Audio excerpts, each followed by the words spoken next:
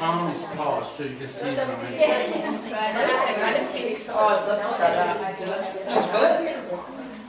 really good. What have you been doing? I've been on tour with Tony up and down the East Coast. Oh, really? That's why you haven't been here. Welcome everybody. Been everywhere on it. And for next week.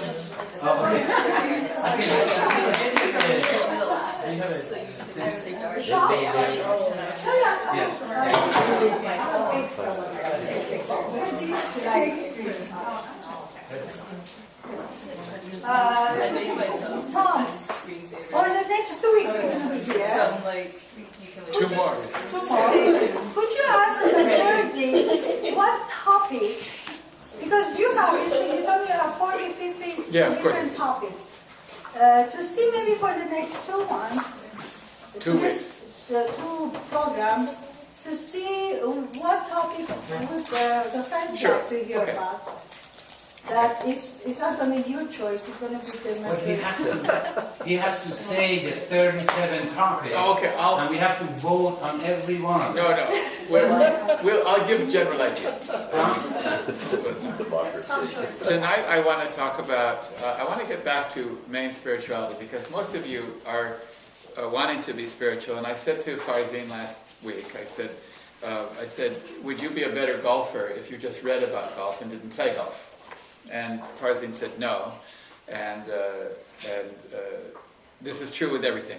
Nothing you get good at if you just listen to talks about it or read books about it. You only get good at something if you do it. Now, I want to ask you, what is the primary thing, the most important element of spirituality that I said in the very first week? What's the most important component of spirituality?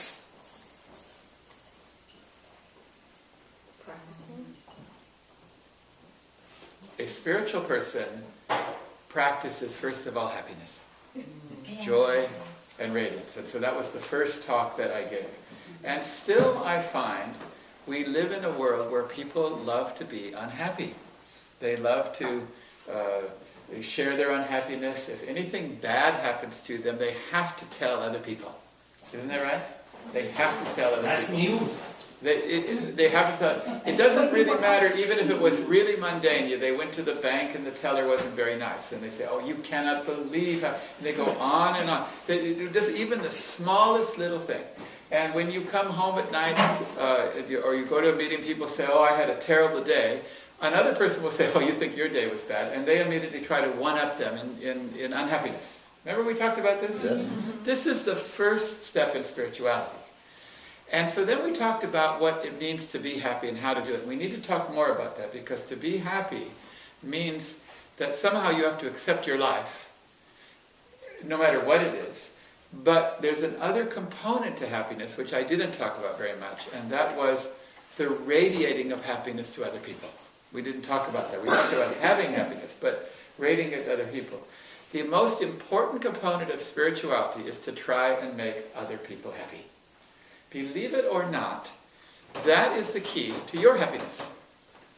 Now there's a statement, it comes from some religious scriptures, that says, be concerned with the welfare of others and thus improve your own affairs. Now, I want to say that again. Be concerned with the welfare of others and thus improve your own affairs. Don't you think this is a contradictory statement? Or contrary to, because when you're concerned with your own welfare, what do you then do? You think about yourself. What can improve me? What can I get more? What do I need more? And here we have religious scripture that says if you're concerned about yourself, think about the welfare of others. It's like some kind of magic formula that says the way to happiness is to try and make other people happy or think of the welfare of others. This is the real secret to spirituality. And if you look at all the spiritual people, those that are most dedicated in any religion, in Hinduism, in Buddhism, in Christianity, in Islam, you'll find that those that were the most spiritual themselves were the most concerned about the welfare of others. They always smiled at people. They always cared for people. They always were considerate for people. And so I finally realized, when I studied all the great spiritual masters, I found that to care for other people is the most selfish act you can do. Do you know why I mean that? Because it's selfish, because it actually is the best way to help yourself. Those people that try to do things for themselves are the least selfish in a way, because they're not helping themselves. And so I found this very interesting. Remember last week I said there's an irony. Sometimes when you do one thing in this world, you lose it in the next world. And when you do the opposite in this world, you gain it in the next world. And it seems to me that if you want to become truly spiritual, stop thinking about yourself and start thinking about the welfare, the happiness, the joy of others. At no time should you ever hurt anybody's feelings. If you hurt somebody's feelings, you know what's going to happen? Does anyone know what's going to happen? I want you to read an interesting story. We were talking about life after death, and life after life, and people that have these experiences of near death. And Raymond, what's his name? Raymond Moody. He wrote a book on the subject. He said that many people that had the life experience, when they had the life experience, when they went to the next world or when they transitioned to the next world, they would relive their whole life. But they wouldn't experience their life from their point of view. So if Farzin relived his life, he wouldn't relive and experience his life. Rather, they experienced their life from the point of view of the other people that he lived with. So if he was kind to someone, he felt his own kindness. And if he was cruel to someone, he felt his own cruelty. In other words, you completely experience what everybody else you dealt with has. And this is how it's been reported scientifically in the literature. So every time you make somebody happy, you are making yourself happy when you go to the next world, because you're going to experience that. Every time you make somebody unhappy or you're cruel to someone, you're going to experience your cruelty. So God has a little trick. He's giving you a way to make yourself happy in the next world by telling you to make people happy in this world. And if you say to God, I didn't realize that when you go to the next world, I didn't know that, you say, I told you. I told you in every single language and every single religious scripture. The single most quoted religious rule is called the Golden Rule. Do unto others as you would do unto yourself. There's not a single religion. I'll give it to Ziba for 2 weeks, and we'll look at every single religion. It has exactly the same rule. You have to treat other people like yourself. Treating other people... Now, how well do you treat yourself? Not very good. Okay, no. No. Okay, but how well are you concerned with yourself? When you get sick, do you try to get better? When you are hungry, do you try to eat? We try to look after ourselves, right? Because we want to stay alive. Okay, so that's how well you think about yourself. And he says, everybody else you have to treat them like yourself. It's a very interesting concept. And the way I understand it is it's related to the very principles of life. Because the principles of life say that until you unite with something, you're not alive. It's a very important thing. Until you unite, if you look at life, go look at the trees, look at the grass, look at animals, look at insects, look at the human body, it is alive because the atoms are united and working in coherence. They're working together. Does that make sense? Everything is alive. If you look at the world, there's two kinds of processes going on at all times. It's called the process of integration and the process of disintegration. Now, the whole world is there's two processes. Integration is the process of life. Disintegration is the process of death. And they're both going on all the time. And all that happens is that little atoms, they go in one door and out the other door, and in one door and out the other door. That's all life is. It's just one big revolving door of atoms uniting and becoming living. They become atoms, join, become molecules, molecules join, become cells, and so on. Now, the interesting thing is that when you have any living organism, all the different components can only stay alive if they stay united with the organism. So, for example, Ziba has a heart, and she has a liver, and she has a kidney, and she has a brain. Well, 2 kidneys. She has 2 kidneys, right? And how many brains? Half? One. Okay, so she has all those things. Now, every one of them are alive. But take anyone out of her body. You know how long a heart lives in the body? If they want to have a heart transplant, you know what they have to do? Someone has a car crash and they die, and it says on their driver's license that it's an organ donor. Okay, they have to rush an ambulance there. They have to get that heart out and put it in ice and take it and then fly it by helicopter and get it in somebody else. It can't be out of the body for very long. Do you know that? So your heart does not live outside of the body. But how long does your heart live inside your body? 60, 70, 80 years. Most people's heart, they live. Because the heart is dependent on the unity of the system. In the same way, how would the body do without the heart? Die. It would also die. So isn't unity and life an interesting thing? That by showing concern for others. Now what if the heart decided that it didn't like the liver and it wasn't going to show any consideration? No blood for the liver. I'm going to keep it all myself. Would it work as well? I'm joking, but it wouldn't work, would it? So this is a principle of life. The principle that unity and love and kindness creates life. Now, there are many kinds of life. There's life in a plant, there's life in the human body, but the world also has life. And you can regard all of human civilization as having a life, or a community as having a life. All of them have a life, and they all require this kind of unity, this reciprocity, this caring for one another. So this is why I think your spiritual health is dependent on you becoming alive within the body of community, and within the body of your workplace, and then with the body of the world and mankind. Until you join in unity and practice unity, you yourself won't be alive. And you cannot be spiritual without serving other people. Now, I told you about 6 or 7 or 8 weeks ago that there were 6 food groups to spirituality. Do you remember that? There were 6 food. What are the 6 food groups for physical body? They were eating, sleeping, drinking, breathing. Do you remember that? Mm-hmm. And then I said there's also 6 for the soul. Do you remember what they were? Well, one was prayer, and one was meditation, and one was reading the sacred scriptures. But I didn't get to the other 3 very much. And remember, all 6 are important. The 6th one, or one of the other 6 anyway, is service to other people. Service to other people is a food group of the soul. It's a food group of the soul. You don't do it, you will not develop spiritually. You can go and pray 10 hours a day and meditate, for 6 hours a day, and you can read all the sacred scriptures. There are people that have memorized and can read verbatim the Bible and the Quran. It's not going to help you if you don't serve mankind, if you don't love other people, if you don't care for the poor or the sick or the needy. In other words, this is an essential component. It's not that you don't do those first 3, prayer and meditation. So we talk about it a lot, and last week and the week before we wanted to talk about meditation, and I thought I was going to speak about meditation. I said, yes, we are going to teach meditation, but it must be in terms of a balanced diet.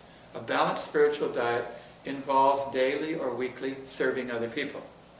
Now, in Los Angeles, I gave a talk on this subject. I told you I did 37 weeks in a row. And after I gave the talk, the group decided, it was a group a little larger than this, it decided that if this is really true, then the whole group decided to take on a service project as a group.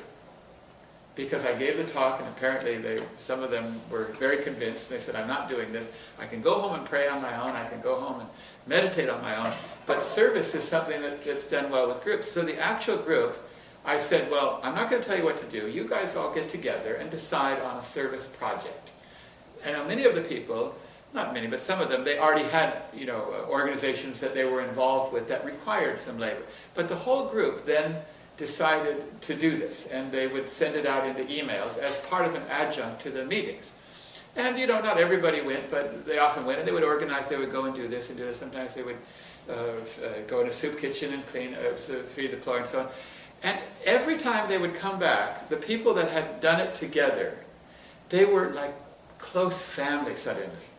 There was some kind of a bond of unity that had been created by them serving that was not created week in, week out, just coming, eating dinner, and talking.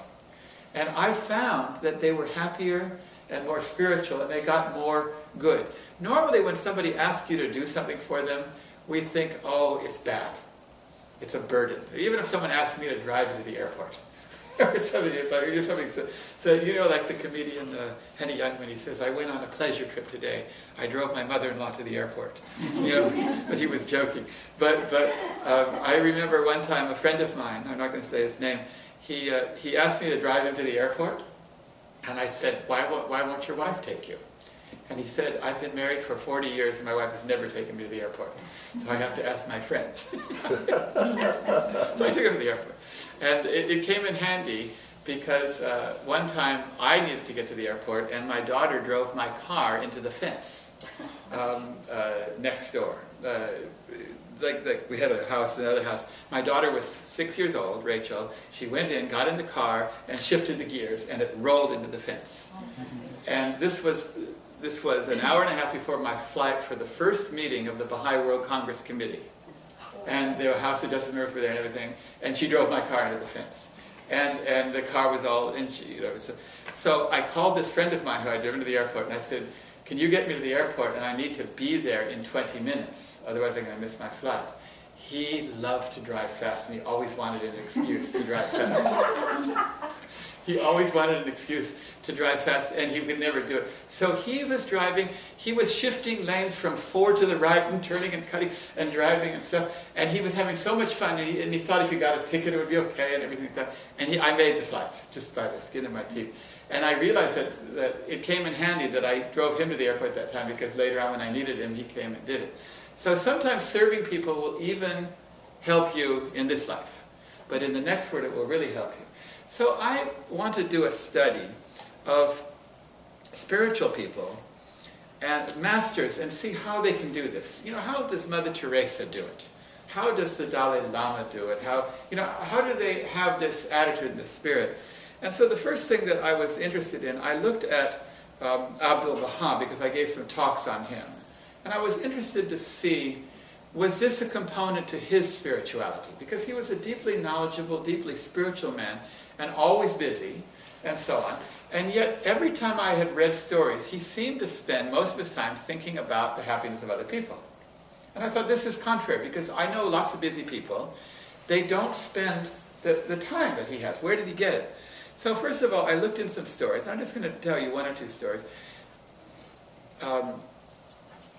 For example, they said that he always tried to care for the sick.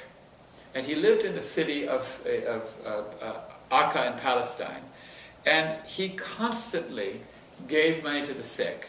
And he even paid a doctor to set up a hospital, because there was no hospital, but and so all the poor could go. And it said that, like it says here, this one man says, one old couple were ill in bed for a month, and he visited them 20 times. He visited them 20 times. And yet at the time, Abdu'l-Baha was writing 90 letters a day in correspondence in his work. And yet he had time to visit somebody 20 times in a month. How many of you have visited someone in the hospital 20 times in a month? Is that amazing? And yet that's what he did. And I was wondering, where did he find the time to do this? And not only where, but why did he find the time to do this? It says here, there was another poor old crippled woman. She was so sick that nobody would even go near her. So he sent, he went to the lady, he gave her comfortable bedding, put his own beds in it, called for a doctor, sent food and everything, and he went and attended to her every day until she died. I'm just reading, there's stories after stories. In fact, I think I found hundreds of stories like this. And so I thought, this is interesting. Why was he so concerned with these poor, sick people when he was such a busy man? You know, why was he so concerned with it? Obviously, there is some mysterious power that comes to those that serve the poor and the sick. So he came to New York City, and I want to tell you, this is interesting. He came to New York City, and he spoke for the first week he got there. And I was going to read you something he said, because he's talking to Americans now. Maybe the Persians all visit the sick. I don't know. Do the Persians all visit the sick? I don't know. But this is what he said. And he says this. He says, "We should all visit the sick. When they are in sorrow and suffering, it is a real help and benefit to have a friend come. Happiness is a great healer to those who are ill. In the East, it is the custom to call upon the patient often and meet him individually. The people of the East show the utmost kindness and compassion to the sick and suffering. This has greater effect than the remedy itself. Anyone here a doctor, or their relatives are a doctor? Your husband's a doctor, right? He says here that the kindness and compassion has a greater effect than actually what the work of the doctor is. Isn't that interesting? He says, but you must always have this thought of love and affection when you visit the ailing and afflicted. So this is the first group of people he says you can become spiritual by. You can become spiritually strong by visiting the sick with love and compassion. It's a selfish act. I'm saying that sarcastically. Do you understand what I mean? It's a selfish act, because in the next world you may find that the love and the compassion that you showed them will be shown to you. And your lack of it means that you will not get it in the next world. So the visiting of the sick. And so last week we all said some prayers for Juan. Isn't that right? Is Noela's not here now? No, she has to go. But she said that he's great and he's in great spirits. But I asked her, I said, how's he doing? And I could tell by her and her husband how much love she gives him. And I realize now that that is greater than the medicine that he's taking or the operating. In other words, there is a mysterious power. It's the same power of unity that the heart and the liver have together, is that you're causing life by visiting the sick and showing them love. How many of you have somebody that is sick in your life that you know? Visit them and make them happy and share with them. How many have friends that could get sick in the future? All of it. So this is not a hard religious teaching to follow. And it has tremendous spiritual consequences. Now, that's one group of people that can help you develop spiritually, is the sick. Another group of people is what we call the poor. How many people do you know in your life are poor? Or not rich enough, or whatever, something like that. This is another group of people that Abdu'l-Baha seemed to really care about. And I'll just tell you a few stories. There's one story once where Abdu'l-Baha was visiting New York. He was walking along Riverside Drive, and he came into the house without pants on. Well, I want to make something clear. In Persians, they wear what's called an abba. How far does the abba go down? It goes down to here. It's like a robe. Yeah. But he came in, and he was laughing, and he was holding the abba like this, because they wear pants or trousers underneath their abba, and he had no trousers.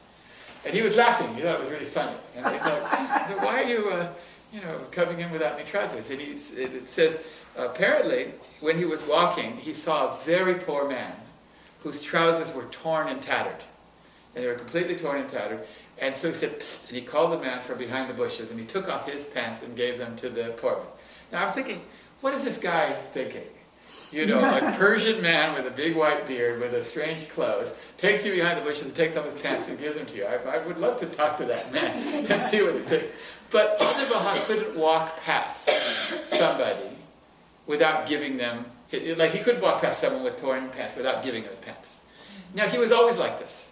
Everybody said, every time someone gave Abdu'l-Baha a gift, 5 minutes later he was giving it to someone else. And they would get so upset because they wanted him to have it, you know. They would give it to me again. He says, why are you getting mad? When he has it, it's me having it. You did give it to me by me giving it to him. He would say this like this. So he was laughing really hard with that. And so then he said to two people, he said, I am in love with the poor. I'm reading this quote. He says, I am in love with the poor. And so he gave 1,000 franc note to two different people, so 2,000 francs. He gave them and said, take this to the bank and convert it to quarters. Now, I worked it out, what it was worth in those days, how many quarters that was. And I think it was about, I can't remember now, don't quote me if this is recorded, but I think it was like 1,200 quarters or something like that based on the thing. So he says, go get these quarters. And then they brought him these big bags of quarters. And he went down to the Bowery Mission, which is the area of New York where the poor people are, and there's a mission. And he asked to speak to them. And they gathered 400 people. They were the poorest outcasts of society. They had no place to live, and they were hungry. And he spoke to them. And I want to read you just a little bit of what he said. He said, tonight I am very happy for I have come here to meet my friends. I consider you to be my relatives, my companions. I am your comrade. When Jesus appeared, it was the poor who first accepted him, not the rich. You are his comrades, for he outwardly was poor, not rich. Even the earth's happiness does not depend on wealth. And so he goes on to explain that the kingdom of God is not based on physical wealth. And he gave this long talk, and he says, we must all be helpers of the poor, remember the sorrows of the poor, associate with them, for thereby we may inherit the kingdom of heaven. Now, I think that was a fascinating statement. He said, we must be helpers of the poor, remember the sorrows of the poor, and associate with them. Now, we don't do all three of those things. Some of us actually help the poor. We'll give money, but I don't want to see them. I don't, contribute. Okay, but we're helpers of the poor. And he says, remember the sorrows of the poor. Some of us don't want to do that, but also associate with them. Those are the three things. And he says, and if we do that, we may inherit the kingdom of heaven. Now, I thought if you're going to inherit something, you should be concerned with yourself. Okay, he says you want to inherit the kingdom of heaven, you've got to help the poor. So you give there, and you're going to get back at the end. And then he says, and now I ask you in conclusion to accept me as your servant. Then he quickly went down, right through the hall to the doorway where the people walk out, and he stood there. And it says, Abdu'l-Baha walked to the entrance, and standing there, shook hands with every one of the 400 people, hugged them, and at the same time put a few coins into each palm. Now, I just want to get this right. I worked out that on average he probably gave them about 3 or 4 coins, which would have been about, in today's dollars, something like $25 to $30 equivalent. How many of you have gone somewhere and given $30 each to 400 people and hugged them? Nobody? Okay. I thought it was amazing. Now, it says here, this was not unusual for Abdu'l-Baha, but it was so unusual to the lady that wrote, there was a lady that her name, she was the most famous interviewer of the time, and she wrote for the New York Post. She was like the Larry King of New York. She interviewed the Wright brothers and Einstein and all the famous people. And she went to interview Abdu'l-Baha at his hotel in New York. He gave her a little interview, and he says, you want to come with me? And it was that day that he went. And so he brought her. So she watched the whole time. She had her jaw dropped the whole time as she watched Abdu'l-Baha giving. She said, here is a man, a prisoner coming from Persia to America and not asking for money, giving money. She said, I've never seen this before. And she wrote, this was like the breeze of God. And so she said this was so unusual, but it wasn't unusual because Abdu'l-Baha had been doing this every Friday of his life. Every Friday of his life he would go down to the mosque and he would give money to all the poor. So I thought this is interesting. We have this idea of who are important people. Who are important people? Are they powerful people? Are they wealthy people? Are they people in high positions? In other words, we have a notion of who is important. And we even have a term, we call them VIPs. Okay, it seems to me that for Abdu'l-Baha, the VIPs were the poor, the sick, the downtrodden, the depressed. They were the VIPs. He had a different concept of who was important and who wasn't important. So I want to read you then a little more of that talk that he gave in New York City. He said, what could be better before God than thinking of the poor? For the poor are beloved by our Heavenly Father. When His Holiness Christ came upon the earth, those who believed in Him and followed Him were the poor and lowly, showing that the poor were near to God. When a rich man believes and follows God, it is proof that his wealth is not an obstacle and does not prevent him from attaining the pathway of salvation. After he has been tested and tried, it will be seen whether his possessions are a hindrance to his religious life. But the poor are especially beloved of God. Their lives are full of difficulties, their trials continual, their hopes are in God alone. Therefore you must assist the poor as much as possible, even by sacrificing yourself. No deed of man is greater before God than helping the poor. Now I thought that was interesting, and so when I gave a talk in Europe, I didn't say everything I said now. I said, I'm going to read a quote and you fill in the blanks. And I said, no deed of man is greater before God than blank. That's what I said. No deed of God. And I asked people to fill in the blank. They put 20, 30, 40 different things, and no one said that. Like, I thought, helping the poor is a good thing, but I didn't think that no deed of man is greater before God than helping the poor. Now, why is that? Why is that? It's a mystery. But he says, spiritual conditions are not dependent upon the possession of worldly treasures or the absence of them. When physically destitute, spiritual thoughts are more likely. Poverty stimulates towards God. Each one of you must have great consideration for the poor and render them assistance.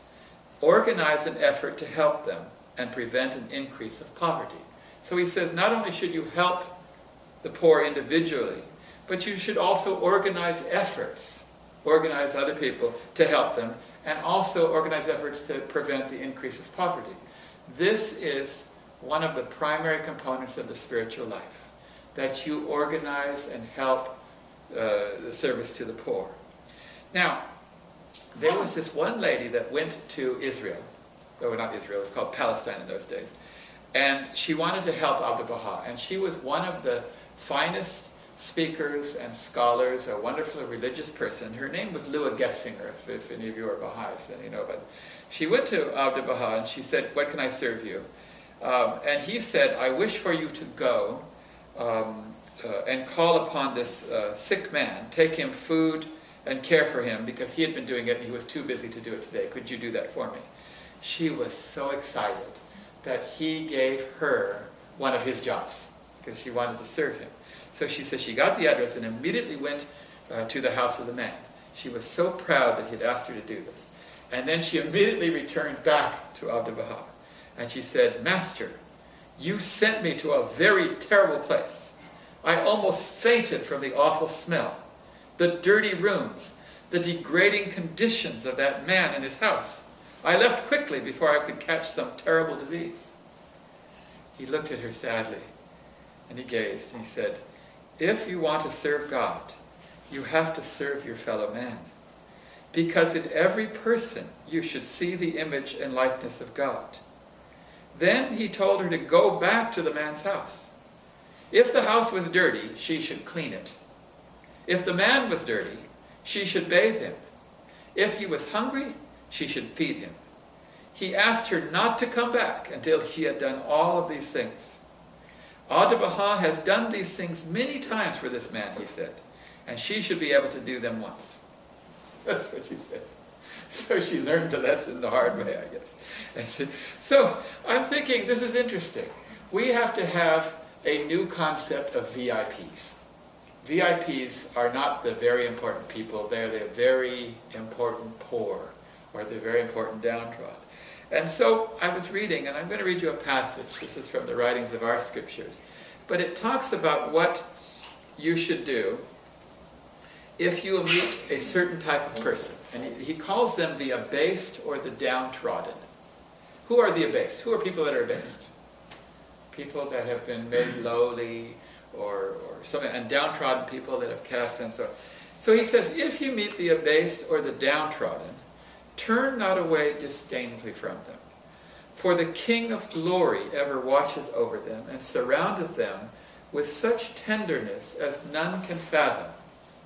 So he's saying, don't turn away from the base and the downtrodden and the poor and the sick, because God is looking upon them with such tenderness. Every time you see someone like that, he says, with such tenderness as none can fathom. He says, and now he addresses the rich people. He says, O ye rich ones of the earth. So now he's talking to people that are rich, and I think all of us to a certain extent would fall in this category. He says, flee not from the face of the poor that lieth in the dust.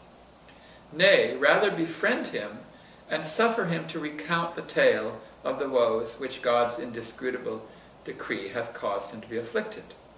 Now he's telling you a very precise thing.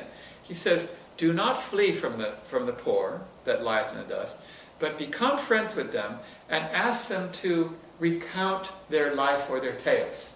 It's a very specific thing. He's not just saying, give them money. He's asking you to go and be friends with the poor and ask them to recount the tale of the woes which God's indescrutable degree hath caused them to be afflicted. And then he goes on to say, by the righteousness of God, while you consort with him, the concourse on high, he's talking about the angels. He's saying, while you consort with the poor people and ask them what happened, the concourse on high and the angels will be looking upon you and will be interceding for you, will be extolling your names and glorifying your actions. I thought this is interesting. Every time you go and do that, then somehow it's like, oh, there's an important meeting taking place. You know, like there's a big, like if you go and meet the president or the prime minister or the head of a company, they don't care. You go to the poor and ask them to recount the tales. They say, oh, it's a meeting I have to attend. And some of the angels are all surrounding you. They're not just surrounding you, but they're interceding for you and extolling your name and glorifying you. They're not extolling that person, they're glorifying you for what you're doing. You're doing some kind of an act which pleases the angels, according to this. He goes on to say, blessed are the learned that pride not themselves in their attainments, and well is it with the righteous that mock not the sinful. And he says, so this is a very interesting concept. Now, this is a very funny thing, because I was studying this subject, and I realized that the spiritual life is more than just trying to be book religious or prayer religious. The spiritual life has to do with caring and concern for others. And when I was studying this, at the very time I was reading that quotation that I just read about how if you speak to the poor and if you ask them to recount the tale of their woes, something happened to me just by accident. And I was helping my brother-in-law repair the house of his mother. His mother was 92. She got so old that she fell over and had to go to a hospital. And so they had to vacate the house. And the house hadn't been touched in 40 or 50 years. Have you ever known an old person's house like that? It was just a really old house. And it was all like, everything was like 1930s and 40s and everything. So he asked me to come and help him completely empty the house out and then to completely renovate it, which was about a 6-month project, believe it or not. But it was a very nice house in Los Angeles. And so we did that. And so I was staying at the house, and we were tearing everything out, taking it out, redoing, stripping the walls, the roof, just completely redoing a whole house for 6 months. And in the back, there was what they call a trailer. In Australia, they call it a caravan. But it's like it's something you drag. And it was overgrown. You could barely see it because it hadn't been taken out for 25 years. And all stuff like that. And there was no way to get it out anymore because it got stuck in the backyard, and then they built like fences and stuff. And so the only way to get it out was to have it torn down and then taken out piece by piece. And so we got a quotation from it, and I think they wanted like $5,000 or $6,000 to dismantle and tear it, take it away. And as we were discussing, getting that out, because we had to clear it, because we had to sell the house so that we could get the money to put the old lady in a home. That's why we were trying to do all this. And there was some painters there. They were painting the house. We had the house painter. They were there for like a week.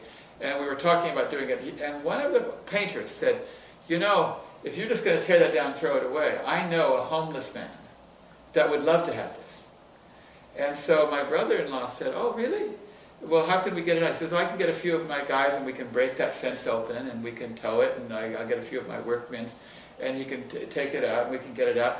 And so it won't cost you the $5,000, and you'll be giving it to a homeless man who can live in it. It's 40-year-old, but it's still good and everything. So we said, okay, send him over. So a couple days later, they brought over this homeless man. So me and my brother-in-law, we had to go and show him. And he was a very quiet, soft-spoken African-American man, probably in his early 50s, I'm guessing. Maybe early 50s or mid-50s. And he was very shy and uneasy. And so I started talking to him. And I think the first thing I did is I showed him the thing, we opened it, and I asked him, I said, where are you living right now? And he said, I'm living in my car. That's what he said, I sleep in my car. That's where he sleeps. And I didn't know what to say, because it's hard to know what to say. And I said, this is more comfortable than your car, but it won't drive as fast. I don't know what he said. He laughed really hard. And he thought that was so funny, and I laughed too, but I was just trying to figure out something to say.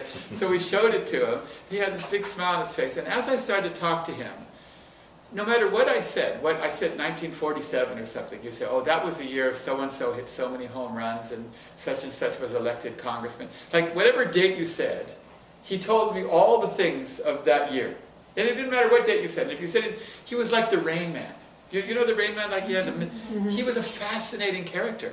And he had a life. So I talked to him, and I swear I've never talked to someone like this before. Now, later on, that night, my brother-in-law said to me, that was the most beautiful conversation I ever had. I had tears in my eyes when you were talking to him. And now, he's not a Baha'i, he's not even a very religious, my brother-in-law. He'd just come over to Los Angeles and asked me to help. And I said, really? And I thought about it, and even I was very touched by the conversation, but I didn't realize that he had seen it. And I think what happened is that what is said here is true, that the angels surround you when you befriend the poor and ask them to recount the tale of their life, which is what I was just accidentally doing, by circumstances that were just accidental. I didn't decide to do it. I probably walk by people like that all the time and never befriend them or ask them to recount the tale. But here was a situation I did it. It was more enriching to me than it was to him. And even my brother-in-law said that was the most moving conversation. So I realized that there's something to service that's very spiritually enriching. And so this is another aspect of the spiritual life. Now, I'm going to read you... Yes? Americans, in my opinion, are the most generous people when it comes to... Oh, they absolutely are. Americans, particularly when there's a crisis, like a disaster or a flood or a tornado, and I always see on the news that they say how shocking and surprising it is, couldn't we always be like this? Like, for example, there was a storm in the Northeast about 2 or 3 months ago. Do you remember that? And so some people had to go and live in shelters for a week or a week and a half. And everyone was driving and helping and doing. And do you remember? And they'd go on the news and they'd say, this is wonderful. Now, the thing is, it was a terrible disaster. And people were without home and electricity. Some without for several months in New Jersey. I don't know if you know. And yet they were all speaking highly about the experience. Did you notice that? And you'll see this every time. Katrina or this and that. When I lived in Africa, the Americans, they would come in a Peace Corps. Of course, yeah. Well, and they would go in places that there was no electricity, no running water. They would do things that, Yes. I was born, we were born in Africa, and if they told me to go and live in a place like that without electricity, I would have a hard time. Well, let me explain and something. I saw Americans doing that. Americans will do it, but all people will do it, but we generally do it when there's a disaster or a crisis. Mm-hmm. The interesting thing is, you can talk to anyone and they will have a positive spin on when that love and kindness and sharing happened during a crisis. And yet, as soon as the crisis is over, we go back to our little shell. We didn't need the crisis. We didn't need it. We can do it anytime, here and now, today, tomorrow, next week in Nashville. We don't need a flood. We don't need a tornado to do this. There are plenty of people who can do it. But the spiritual enrichment that comes from it is probably even greater to the giver than the receiver. I'm going to read you one more statement, then I'm probably going to finish soon. So Abdu'l-Baha then spoke to a lady, and he said this. He says, to live the life. Now, when he talks about living the life, he's referring to a becoming spiritual. He says, he always used that term, live the life. It means to be a spiritual person. He says, to live the life, you must be the very kindest woman. That's how. In other words, to be spiritual, you must be kind. You must be the most pure. You must be absolutely truthful and live a perfectly moral life. Visit your neighbors when they are sick or in trouble. Offer your services to them. Try to show them that you are longing to serve them. I think it's interesting because she was asking him, how can I become spiritual? He doesn't say read the writings and pray and meditate. The first thing out of his mouth is visit your neighbors when they are sick. Offer your services. Try to show them that you are longing to serve them. Feed the poor. Divide what you have. Be contented to remain where God has placed you. Be faithful in your care of those to whom He has trusted to you. Never waver in this. Show by your life that you have something different, so that all will say, what has this person that I have not?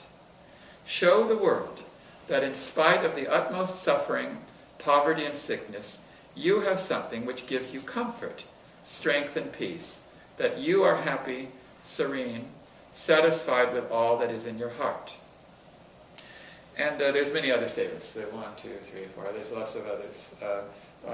And so basically what I think is this, is that there is some mysterious law of life that says when you try to look after your own self-interest, you end up not dying. You end up disintegrating from the body of the world and you don't have life. When you try to serve other people, you are somehow bonding and connecting to some kind of pattern which permeates the universe. You're creating life itself on a higher level through the bonds of unity and love. And you will get it back probably 1,000-fold when you go to the next world. So that's why I say sarcastically, it's kind of an ironic thing when I say it's selfish, but do unto others as we do unto yourself. You may well be doing it to yourself in the long term. This is a very interesting spiritual principle. There are some religions that follow this to the letter. And then there are other religions, or parts of religions, that believe that the spiritual life means separating yourself from the world. Going and living in a monastery or in a cave or something, or just leaving the world and becoming a darvish. You know, this kind of thing? We don't believe that that is a spiritual life. It's very easy to be detached if you just cut yourself off from the world. You're not necessarily detached. You don't have it. To be detached from something means to live amongst it, but it doesn't control you, it doesn't rule you. Furthermore, if you're of no benefit to other people, what's the point? What's the point of being spiritual? Spirituality has to do with developing your relationship with other people. The love and the care that you show other people is a component of spirituality. So I knew that before I left, I only have 2 more talks and then I'm going to go away for a month. I knew before I left I wanted to cover all the 6 food groups. So I thought it was really important tonight, before I go on with meditation or prayer or anything else, that we talk about this. And this is something every one of you can do this week, or next week, or whatever. You can try and either individually try to help the poor, or the sick, or the needy, or those, or your friends. Even making somebody happy. If you make it a goal this week to pick one of your friends that is not happy, and every one of you has a friend that's not happy. Who has a friend that's not happy? Right there is a complete opportunity, a doorway to spirituality. My goal is to make that person happy. So the first thing I'm going to do is I'm going to go to that person, I'm going to try and make them happy, but I'm not going to do so by asking them to keep telling me what's making them unhappy. That's not going to work, is it? Because it's going to make them wallow in their sorrows. Okay. So how do you make them happy? Say a joke. Yeah, but that's going to work for a little while, but you can't. Listen to them. Listen to them is good, visiting them is good, taking them somewhere like to a movie or out to a restaurant, or doing something kind for them, making something for them as a gift and giving to them, or giving them food. In other words, making people happy is an act of spirituality. And if we all started doing this, the world would be happier. There's so many unhappy people. But a lot of us think that is an extracurricular thing that I will do if I have the time and if I've looked after all my own other things. If I have some extra time to make other people happy, I'll do it. I'm saying no. It is the only way you're going to look after yourself. It's not an extra thing. It is a primary food group of spirituality. But Tom, if you do that, you say, I'm going to do this so that I'm going to have a better place up there. I think the motive is right. Of course, and I was joking. Yeah. I was joking, but it may well be true. I was being ironic on purpose, because he actually said, be concerned with the welfare of others and thus improve your own affairs. It's a very mysterious thing. So that's the only other thing. But of course, don't do it for that motive. Do it because God loves that person, and you are trying to do God's work. That should be your motive. You're doing it for the love of God, and that's why you love that person. Yes? Loved everything you said. Just wanted to add, we are of course focusing on spirituality and perspective, life after life and so on.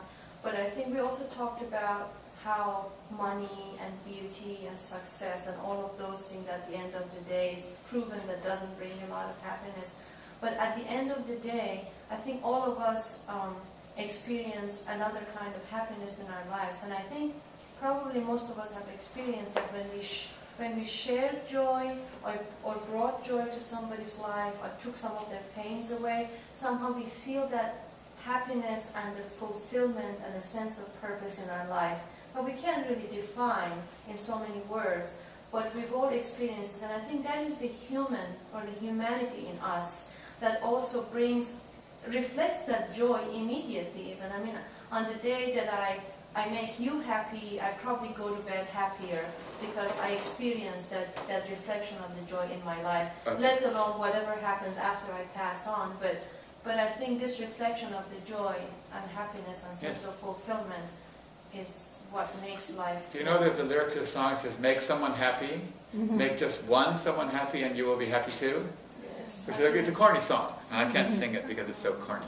But I mean, the music is so. But it's a really interesting thing. If you even make one person happy, it will make you happy. I don't know why that is. There was something that years ago, probably shortly after Soul Healing, I got married. I remember a physician talking at the High Center about this, and he said that we are hardwired to release endorphins when we make somebody else happy. So it's the same high that you get from a drug your body creates. Oh, is that right? Yeah. You actually receive... You trigger endorphins in your brain when you do something nice. Does everyone know what endorphins are? I want to make that really clear, what endorphins are, and then we're going to finish. An endorphin, when they originally started studying the brain, they found that there's certain things that trigger receptors in the brain. And so there's the morphine receptor. You know what morphine is? It's like heroin.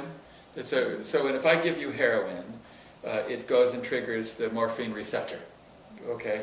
And you feel really good until the heroin goes away, and then you have to have some more, but it triggers it.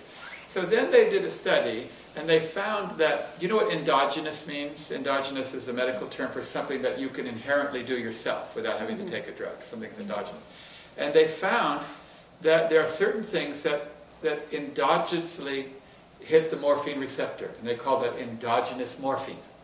And that was what it was called, endogenous morphine. In other words, they said that the human brain can produce heroin or cocaine itself. It's not actually heroin or cocaine, but it is the same.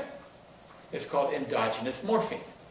So they didn't like saying endogenous morphine. It's endogenous morphine, endorphin. Endorphin is actually, they clipped out the center of it. And all an endorphin is something that you trigger in your mind that gives you the same pleasure that narcotic drugs give you. And you can do it yourself. You don't need a drug dealer, but you need to know how to deal yourself the drug. And certain little things release it, and they're gradually studying what produces endorphins.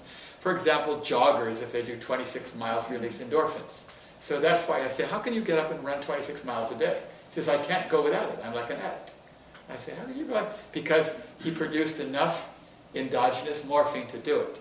So anytime you read a medical study that says we found a particular action releases endorphins, this is a scientific truth. This is a principle that will probably work for all of us. So that's why I wanted to say. And I didn't know that making other people happy does that. But all I know is this, is that we don't just not make people happy. Like a lot of us, we don't just do that. We also make other people unhappy.